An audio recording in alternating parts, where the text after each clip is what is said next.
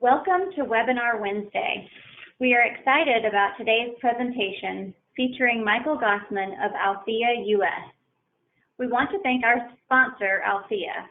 Althea brings an established global presence to the market space, managing more than 1.4 million medical devices in over 2,700 healthcare facilities across 17 countries. Althea made its U.S. debut in 2018 and has seen tremendous change and growth with the new leadership and team led by recently appointed CEO, Dan Seiler. An Althea program consists of replacement parts, training, system sales, maintenance, service, and depot repair when applicable.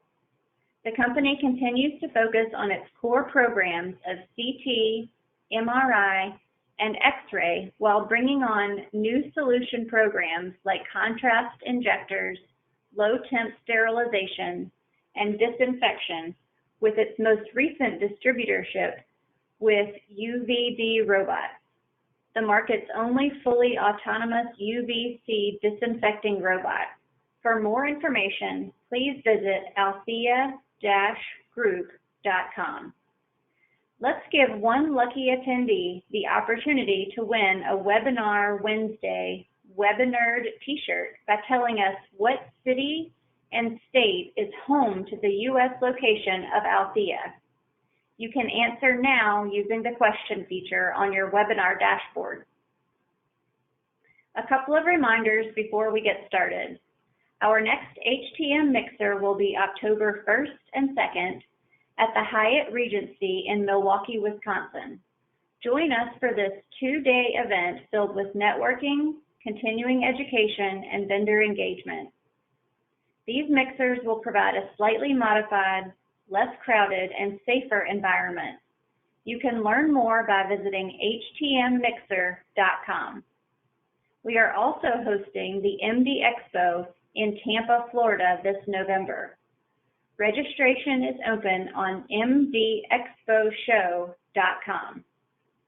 Okay, today's webinar is eligible for 1 CE credit from the ACI. You can obtain your CE certificate by completing the post-webinar survey. The details on this at the end of today's webinar. As I mentioned earlier, our presenter today is Michael Gossman. Michael is a biomedical and diagnostic imaging specialist at Althea US. Today, he will provide a general understanding of contrast injectors and discuss the who, what, when, and where of contrast injectors training at Althea US. Michael, you may begin whenever you are ready. Thank you for the introduction. As I said, my name is Michael Gossman. I'm an instructor here at Althea US in Nashville, Tennessee. But before I get started, I want to send out a special thank you from Althea, not only to MD Publishing, but more importantly, to all the biomed technicians and the imaging service engineers out in the hospitals maintaining our healthcare facilities during this COVID-19 experience. I was a biomed for a number of years, 12 years in the U.S. Army, and imaging for 15, 16 years after that. And sometimes that job is a thankless job. So it's up to you people out there, the biomeds, the managers, the service engineers, to maintain the foundation of our healthcare system and provide excellent patient care for your customers. So to begin, again, my name is Michael Gossman. A little bit about my background: U.S. Army for 12 years as a biomed, and after that, in 2004 until currently, modality manager, imaging service engineer, product manager, you name it, I've done it. I've been working on injectors for over 13, 14 years now, and I was able to develop our training program, which we'll get into a little bit later in the presentation. So today we're going to talk about fundamentals of contrast injectors.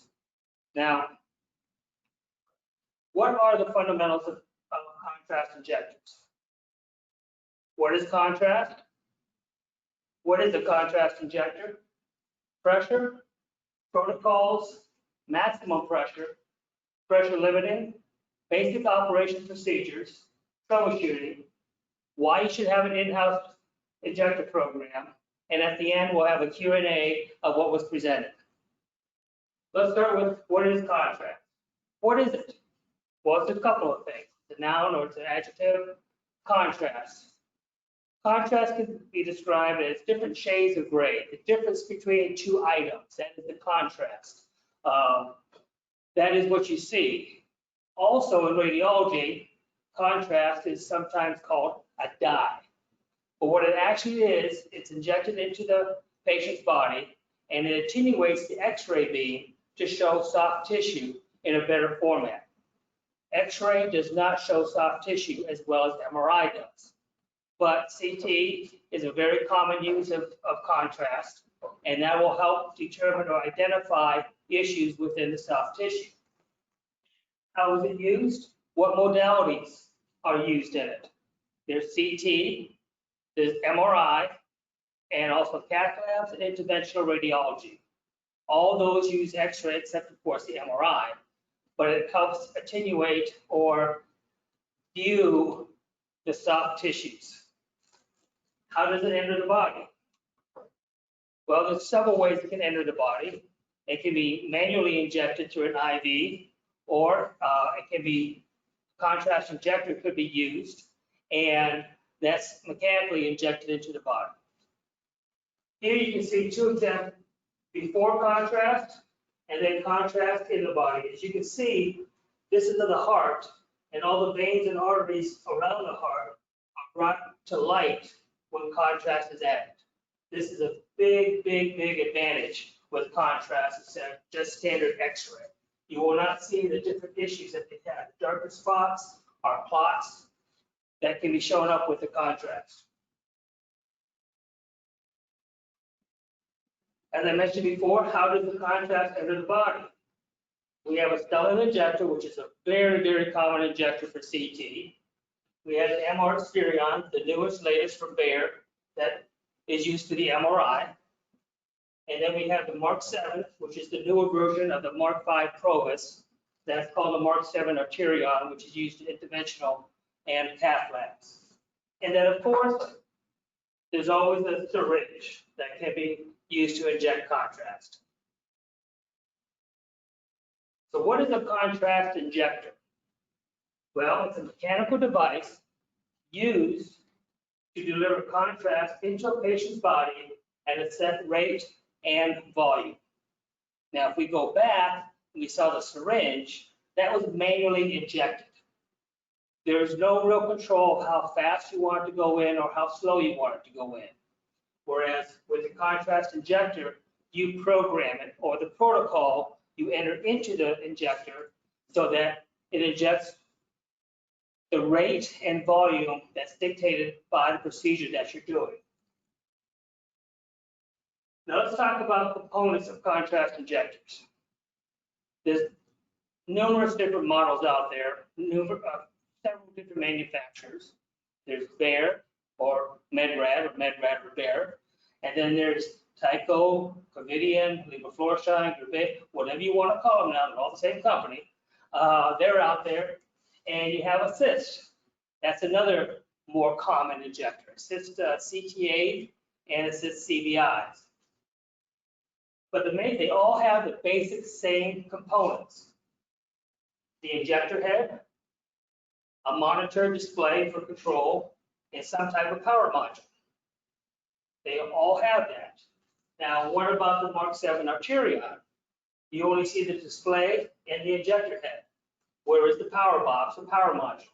That sits right underneath it here. And this is a portable unit, so it's all in one and can be rolled from room to room. Whereas the Stellar is less portable.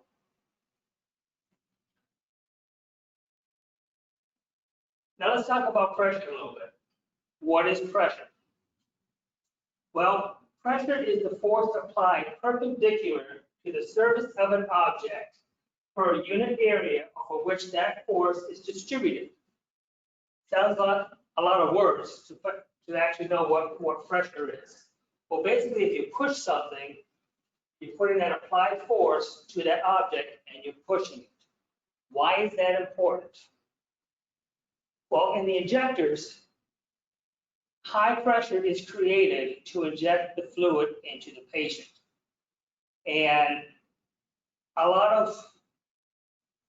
of technicians are afraid or concerned at that high pressure with the patient of the liability.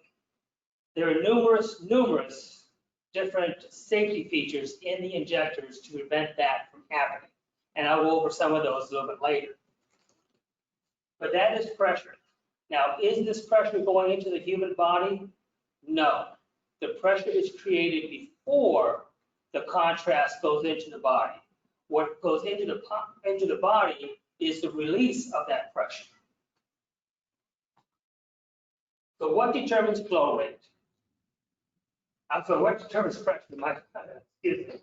Flow rate, which is the speed of what you want that injector, that contrast to be injected into. That's the flow rate. Viscosity of the media. Well, water is thinner than contrast. And here's what a bottle of contrast looks like. It looks clear, but yet it'll show up dark during x-rays. It attenuates the x-ray beam. So the viscosity of the media determines what pressure is needed. Length of tubing. That will also determine the farther you have to push the contrast to get to the patient, the more pressure you need on the back end to push it that length at that flow rate. And diameter of tubing. Well, you're going from a large syringe to a small tubing, and I can show you that.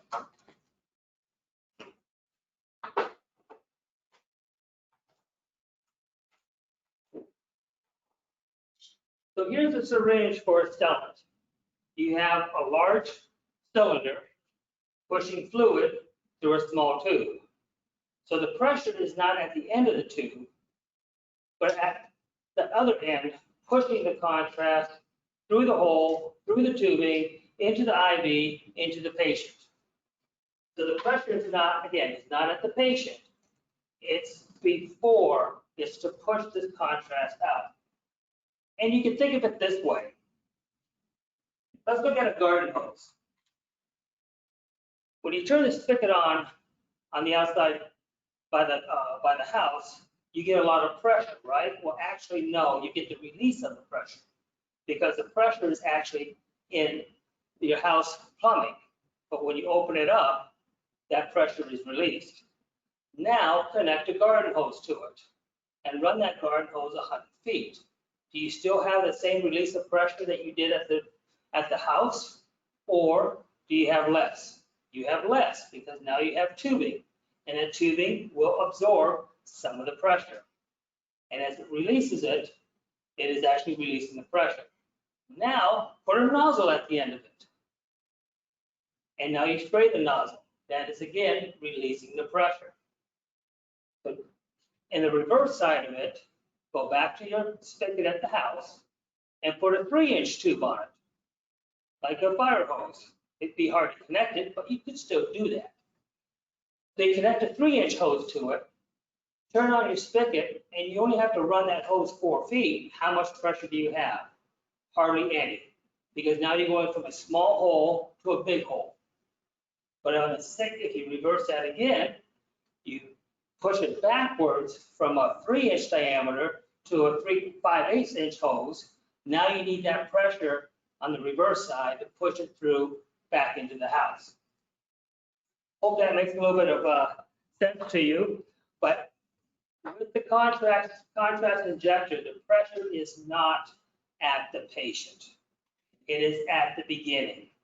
And what determines how fast you're going to do it is what protocol you put in, what studies you're doing. Protocols. Flow rate is one of the first things you put in for your protocol. What is a protocol? protocol is your recipe for the injection.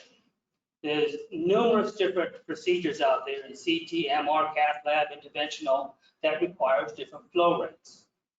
Now, why would there be different flow rates? Wouldn't you think it would all be at the same time?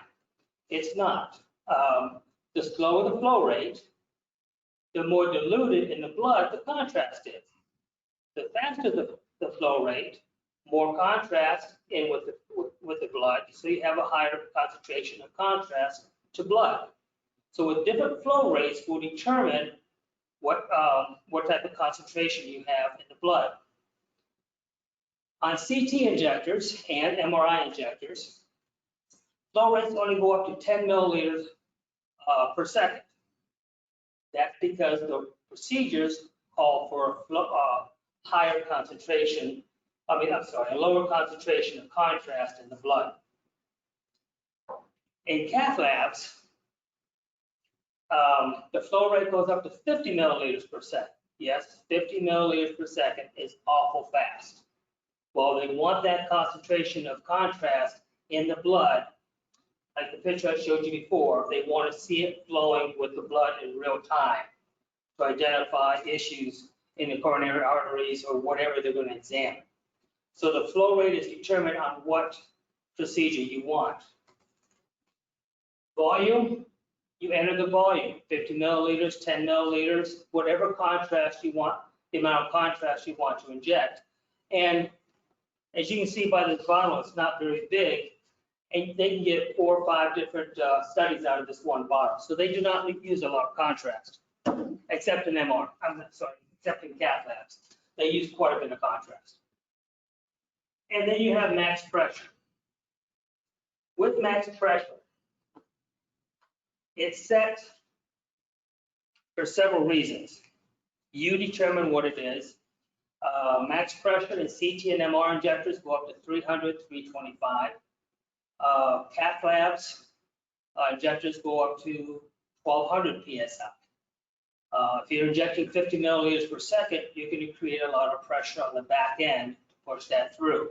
So you have a 1200 PSI max pressure. So why do we have max pressure? What does that protect?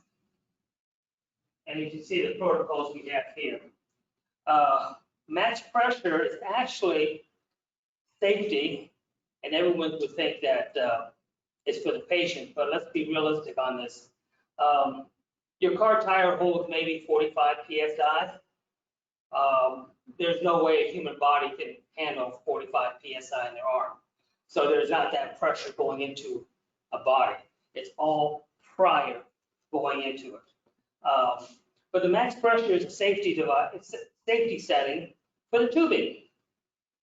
You can only have so much PSI going through different types of tubing. So with that in mind, CT tubing is not as durable as cath lab tubing. That has to be more of a high pressure tubing than CT does, because high pressure is going to get to 1200 PSI. Ironically, I had someone call me with a technical advice, and they said that their stellant kept overpressuring on just this one study, continually overpressured. But on other studies, they didn't. And we got looking into it. We did a full check out of the injector, and all the pressures were right. Everything was really right. And then I asked the tech, I said, what's changed? And what changed was they went to a different brand of tubing. And that tubing was only set for max flow rate of 6. And their study that they were doing was 7.5 milliliters per second. So they were exceeding the pressure limit on the tubing. And they were trying to push this contrast through a smaller diameter tubing. The pressure increased to hit a max pressure, and actually it went over pressure and shut down the injector. But just the changing in the tubing can cause you issues. So keep that in mind when you're troubleshooting. So here is the protocols what I was talking about. We have A side, B side, we have a hold, A side, B side. We're going to inject 10 milliliters per second for 70 milliliters, 2.5 milliliters per second for 29, 5 at 100, 0.1 at 1. And believe me, this is the operations checkout procedure that Bayer says to do for the Stellar. And it's a good test procedure, good test injection for you to do when you're troubleshooting. Let's go back to max pressure. What is max pressure? I define that. How is it determined? Again, it's determined by the tubing that you have. Not so much the study, but by the tubing that you have and what pressure it can withstand. And what is overpressure? Overpressure is when the injector basically sees an occlusion and it'll stop the injection because it's saying something is drastically wrong, stop and check your setup. And that's basically what some of the error message will say when they pop up on the screen. So let's talk about max pressure still. What happens when max pressure is reached? What does the injector do? It goes into pressure limiting. So what is pressure limiting? Well, pressure limiting is a reduction of flow rate to maintain a pressure to below the max pressure that is set. I'll say that again. Pressure limiting is a reduction in flow rate to maintain a pressure that is below the set max pressure. So when you hit max pressure, if you're injecting at 6 milliliters per second and max pressure is reached, it will decrease the flow rate to maintain a pressure below 300 psi or whatever your max pressure is set on. It doesn't necessarily mean there's anything wrong. It just means that you hit max pressure and it's going to slow your flow rate down a little bit to prevent damage or harm to the disposables or the patient. Pressure limiting. Safety features of the software to prevent damage to the patient, disposables, and technicians. It's something you have to keep in mind. It's something that we check during the PM. All injectors have pressure limiting. I don't care what one you have. Well, there's a CDI does not really have a pressure limiting on it because the flow rate is controlled by the physician. But everything else has that pressure limiting, and it's all in the PM procedures on how to check it. And here's the pressure gauge for the max pressure is reached. This is off the Stella. As you can see, you climb up in pressure, you hit 300 psi, it drops down and continues the injection until it is complete. What does overpressure do? It'll go up and shut the injector down. So that's the two differences. On several injectors, we do not check overpressure. We check pressure limiting. Basic operation of a contrast injector. Protocol, syringe, arm, and inject. And I'm going to go through and demonstrate how it's set up.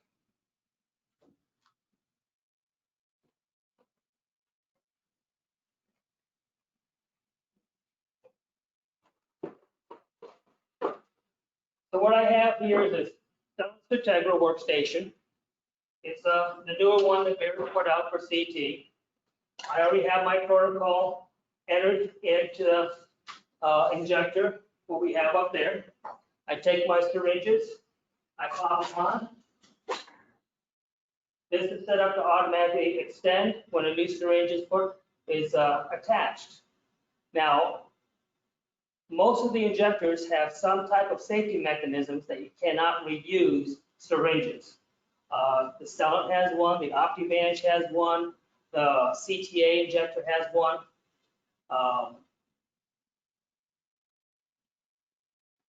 So now the ramps are fully extended and it's ready to be auto load. Push my auto load, fill A and fill B, and it'll fill up the syringes to what I have programmed in the injector. What will happen is it'll give it a little bit more for purging. 4 more milliliters on the saline side, 1 milliliter on the contrast side. And why the difference? Mind the picture? the tubing. You don't want to prime with contrast. You only have a little bit to prime with contrast, and the rest is saline.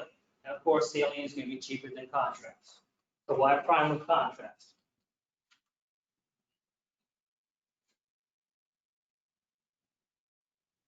And when you do an auto load like this on the stellate, it will actually purge itself as it's loading.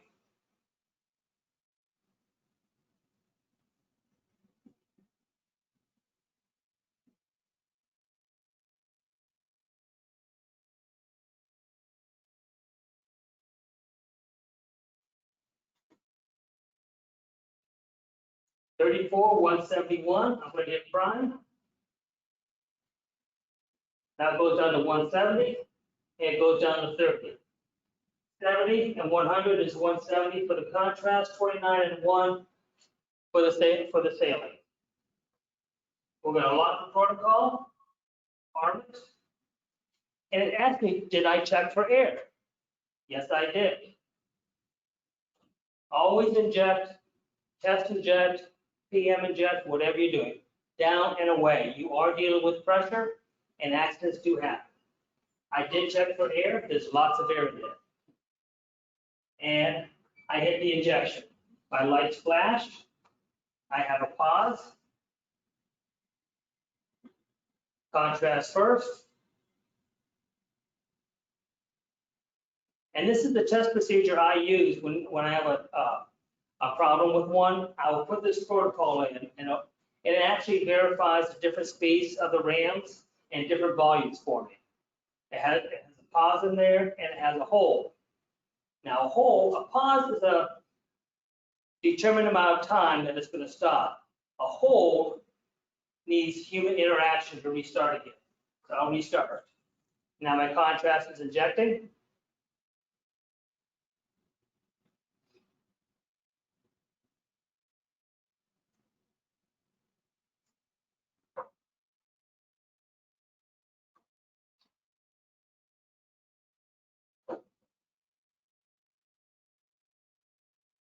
And my saline is going to get that 1 milliliter out. And go ahead and pull it back.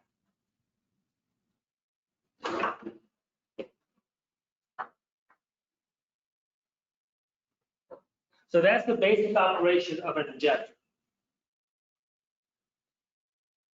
Basic safety features, check for air. Remember asking that question, check for air. Syringe sensing. When I put the syringe in, it extended the rams. It knew a syringe was there.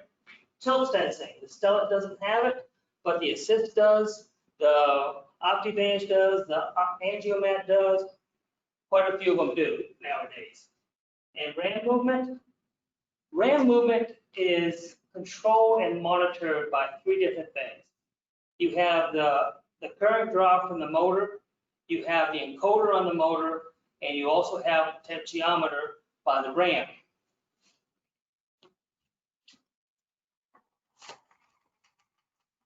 Here on the stellate, we have the motor, we have the encoder, and then we have the potentiometer. So when the motor's moving, the encoder's moving. When the encoder's moving, the RAM's moving. And as the RAM moves, it turns the pot also. Now, that's the way the stellate does it. And I'll give you another, the assist does it the same way also. Just a little bit different. OptiVantage does it the same way, and even the OptiStar does.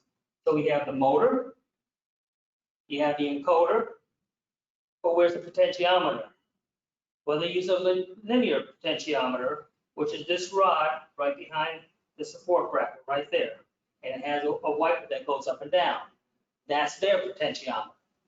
So if one of those 3 are not moving properly, you're going to get an error. So it monitors the injection that way also.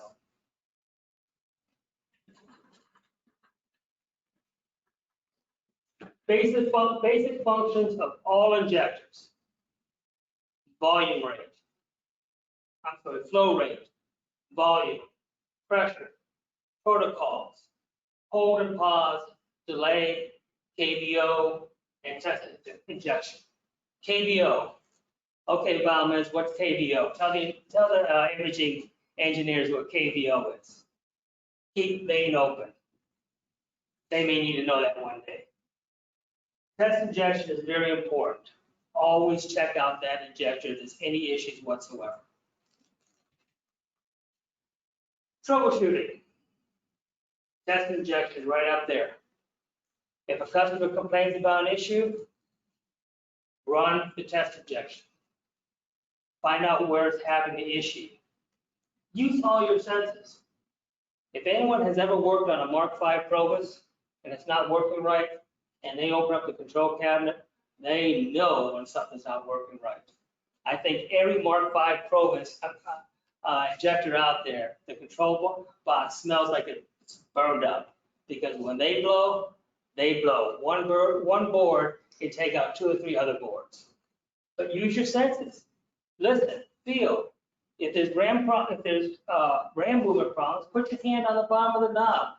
Feel it go up and down. Feel it if it clicks or clumps. Listen for unusual noises. Is it squeaking? Is it grinding? Use everything you have to troubleshoot this. It'll point you in the right direction. It really will. Despite error codes and everything else, if you watch what happens, you'll be able to troubleshoot. Also, when did the error occur? Did it occur right after they tilted it down to inject? Did it tilt on boot up? That's something to find out. A side or B side or both, does it affect, which one do they affect? Has anything changed recently? Just like that, the syringe disposables, the tubing changed. They changed the tubing, it created problems. Preventive maintenance. Talk to the customer. They can be your best person to help you with things. Hey, Mary, is there anything going wrong? Have you any issues with this injector?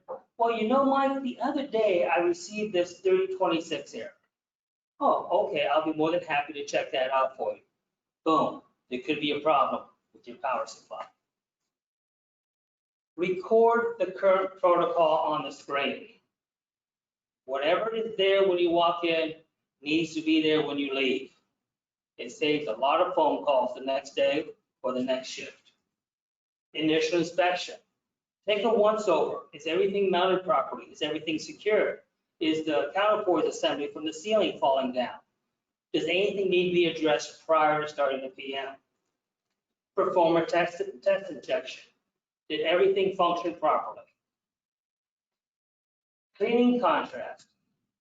75% of your PM is going to be cleaning contrast. What gets contrast off? Warm, moist towel. There's contrast cleaners out there, but I saw them actually start to crack the plastic, break down the plastic, and do more damage than good. Contrast gets everywhere, and it can be just like chipping at a rock. Calibration verification.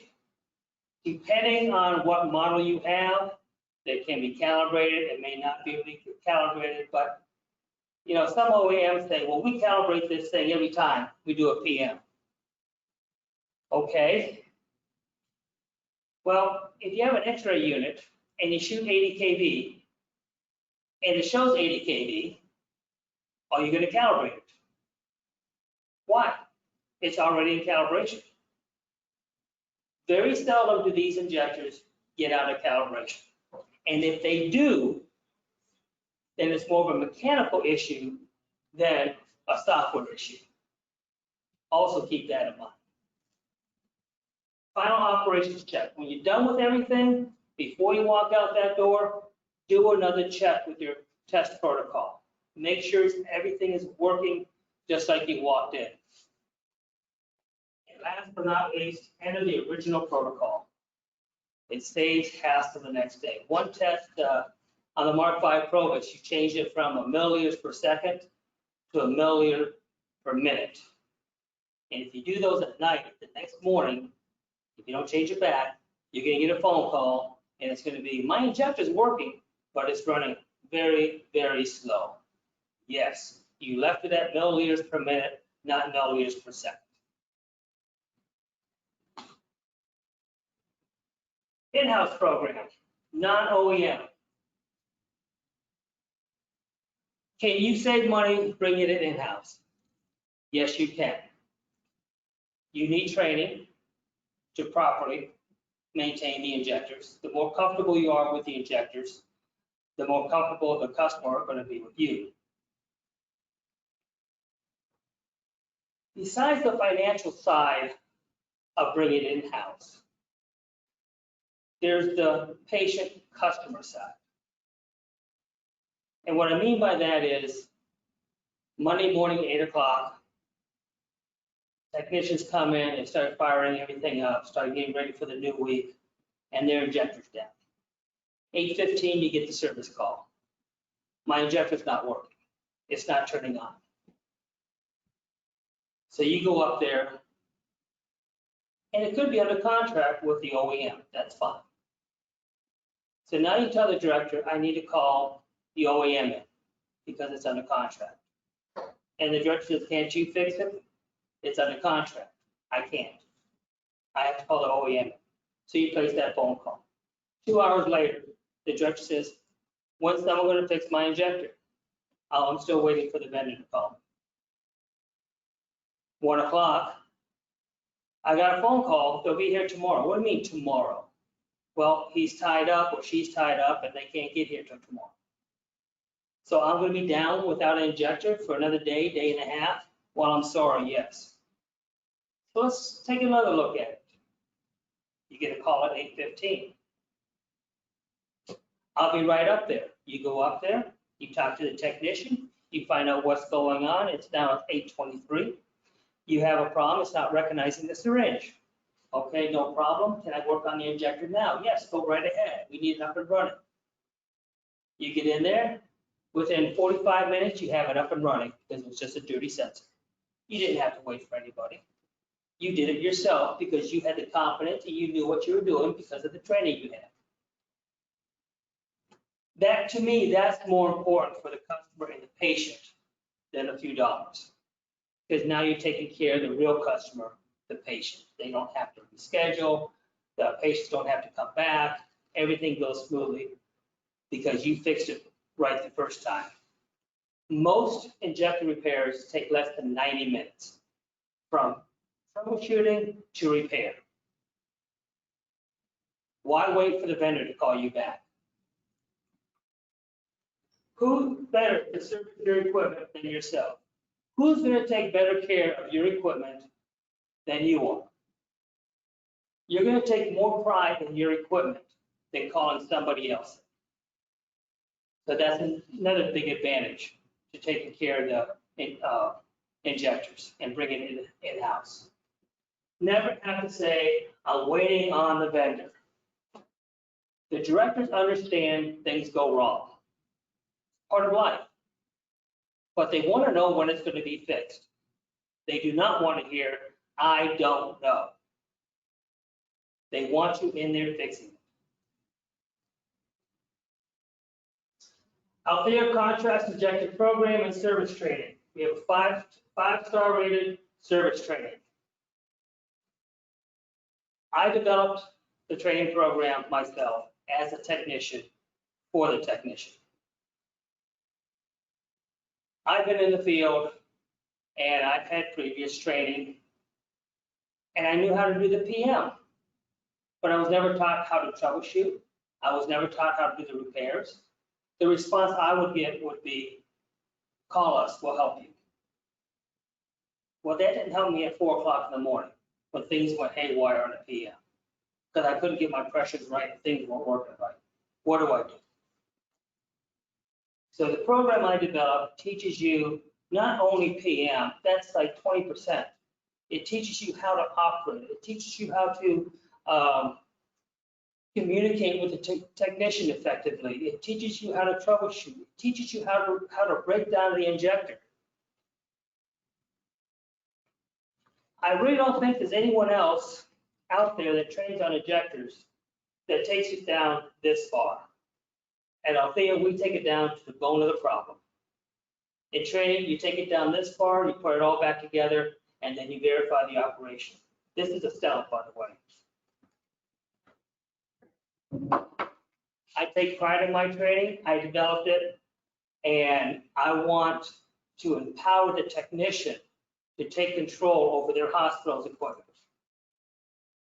Service toolkit for injectors. I developed this kit also. I developed the kit for the poor Biomed 1 who gets a call over Christmas and New Year's, and unfortunately gets the injector call on New Year's Eve, on Christmas Eve. He calls me for tech support. Mike, what do I do? I said, do you have your service kit? Yes, I do. Okay, I want you to take your service kit, go up there, and we're going to verify a few things. It's all the tools in there that you need to maintain and service all injectors out there with the exception of the assist injectors, the CTA and the CVI. They're just a little bit different, but I also developed a service kit for them also. We have parts and PM kits. We have PM kits for 7, 8 different models now, and developing a few more that are out there. So what is the PM kit? It's basically your gaskets that you need. When you're doing the PM, replace your gaskets. It'll save trouble in the future. The biggest cause on repairs on injectors is contrast intrusion. With good gaskets, you will limit that issue. We also have depot level repairs here, and we have injector loaners with NFO available, next slide out available, which is great on a Saturday afternoon at 3 o'clock, and you get the call and you need to install an injector delivered right away. Here's the service kit. It has different adapters for the different injectors. It has a timer, and by the way, we make all of our test equipment here, with the exception of the gauge, of course. But we make that timer. You have the greases, you have the different tools, storage pouches, and a bag to carry everything in. It's convenient, it's simple, and it's affordable. And we have those. The best thing about this is when you come to training, you walk out with it. You don't have to order it. You don't have to wait for it to be calibrated. It comes to you calibrated, ready to go. I had a technician last training class a couple weeks ago. He left here on Friday. He was doing a PM on Saturday morning because he walked out with the service kit. Althea Contrast Injector Service Training Program, on-site and Nashville-based training available. Oh, I'm sorry, on-site Nashville-based training is available. You can reach us at ustraining@althea-group.com. And that completes our presentation. Again, our email, our website, and the phone number to contact us. We look forward to hearing from you. Again, we thank you for joining the webinar. I hope it was beneficial for you, and you learned something a little bit about contrast injectors and not to be afraid of them. Thank you. Thank you so much, Michael. We do have a few questions that have come in. Sure. So great. All right. The first question is, when completing a PM on an injector, do you check other measures besides the pressure limit or the max pressure?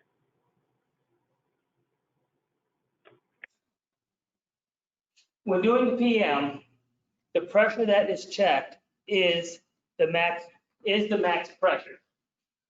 There's too many other variables in there to decipher what 125 or 250. Manufacturers recommend, as per the OEM manual, that you check the pressure, the max pressure limiting on that. That's how we check it. That's the pressures we check. Great, thank you. Also wanted to let you know that you should check your chat that on your presentation dashboard. We have sent you some information about how to contact. We have sent the attendees information on how to contact your Althea, for more information. Our second question is, why do different injectors have different max pressure limits? I addressed that in the presentation. The different is the flow rates are different. So with different flow rates, you'll have different max pressure. Higher the flow rate, you'll have a higher max pressure as if you go to like a Angiomat or a Mark 7 Provis, you're going to have a higher flow rate, which is going to have a higher max pressure. With a CT, you have a lower flow rate, and you'll have a lower max pressure, 300, 325. It's dependent on the flow rate and also the disposables that you are using.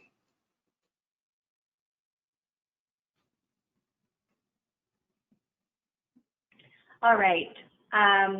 What do you find is the hardest task when completing a PM?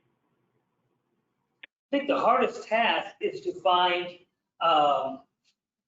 the opportunity and the time to do the PM with a CT. Because a lot of places go 24 hours a day, and to go in and tell them that you need to shut it down for 2 to 3 hours doesn't always go over well with the director. So we've come up with, here at Althea, we've come up with service cables for the Stellant. And that's the toughest one to get to because it is a CT and it is busy. And the service cables allow you to actually disconnect the head from the scan room, disconnect the power module and the display, take it down to your shop and do the PM outside of the customer view and not interfering with CT patient flow. And this is available also through Althea, and they come with 2 cables, a shorter head extension cable, a 10-foot head extension cable, and a 10-foot display cable. Thank you. Next question is, do I need to replace every gasket when completing a PM? Not necessarily. You would want to inspect, clean, replace as needed. But you always want to carry a PM kit with you that has all the gaskets you may need. If you do a repair, you may open up the injector head and find that there are bad gaskets. And if you have a PM kit available with you, then you can replace the gaskets as you do the repair. When you're doing the PM, you have the time to replace the gaskets. Do you have to? No. Recommended? Highly recommended. For the amount of money they cost, it is a good preventive maintenance. Thank you. Next question is, how often should the unit be cleaned for contrast residue? That is very dependent up to your site. I have gone in with some sites and that injector is sparkling clean. So I clean it once a year as per manufacturer recommendations. I have also gone into sites where I've almost had to take a chisel and chip the contrast off. That probably should be cleaned at least, well, it's going to be up to your protocol, but if it's an in-house program, clean it once a month. Take 30, 40 minutes and clean it once a month. Or tell your techs if it starts getting dirty, have them give you a call. You'll come up and clean it. A clean injector runs so much smoother, just like a clean car does. It just goes so much faster when it's clean, right? So clean as needed. And if it's that bad, you may have to have a talk with the director and find out the procedures for filling their syringes, because it should not be that dirty. Thank you. Our next question is there any proprietary software needed to service injectors? Proprietary software. To service injectors, no. To calibrate, yes. How often do they need to be calibrated? Very, very seldom. Like I mentioned earlier, if it's when you do your max pressure check, pressure limiting, and it's not falling within the parameters, chances are it doesn't need calibrated. It's probably something mechanical. Worm gears could be bad. We had one of those just recently. I was doing a PM on an injector, and I could not get my Solaris above 150 PSI, and I was trying to get to 250. What it was the screw gears or the worm gears were worn inside the plastic. It kept jumping. Replace those, boom, right on the money. So there is proprietary software out there. Is it needed? Not necessarily. I haven't used it in 13 years. And when customers or managers ask me, well, should we have it? My response is, sometimes you do have to take your car to the dealership. But by having an in-house program, you limit that time, those few times that you have to take it to the dealership. And that's the whole idea. Our next question is, are you providing a backup unit to be able to have enough time to repair the defective one, including the PM? I'm not quite sure what. We do have loaners, but they're for depot level repairs. Now we can rent them out, but it shouldn't take long to do the PM if you're doing a PM in-house. But if you do need one to be sent to us for a depot level repair, like worm gears replaced, or there's numerous things that we could do here, and you need a loaner, we will send you the loaner. You'll pack your injector up into the case and then send the case back to us. It comes with the injector head, the power module, and the display, and the cables also. I have been in a situation where I got a loaner from a company and I got the head and the display because that's where the software is. They have to match. And guess what it was? It was the head extension cable. So I had to wait another day to get a head extension cable. Now with the cables, the service cables that we have, you can actually test your head extension cable by hooking up your service cable and see if it works. And then you won't need a loaner, you just need a head extension cable.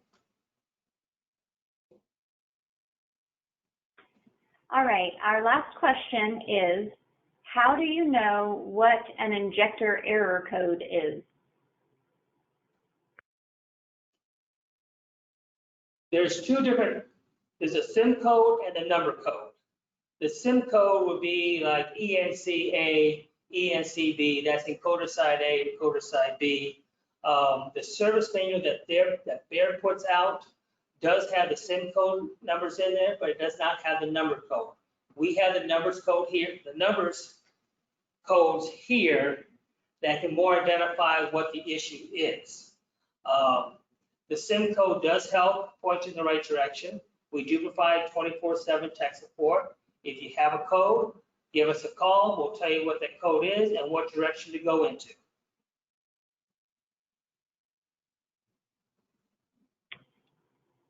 Thank you, Michael, so much for a great presentation.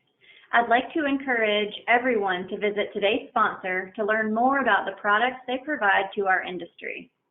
Visit althea-group.com. A quick reminder, you can obtain your CE certificate by completing the post-webinar survey. The survey will be emailed 1 hour after the completion of today's webinar. You must complete the survey to receive your 1 CE credit from the ACI, and you will be able to download the certificate directly from your computer once the survey is submitted. If you have any questions, you can reach us at webinar@mdpublishing.com. We will be back next week with another webinar. Visit webinarwednesday.live for more details and complimentary registration.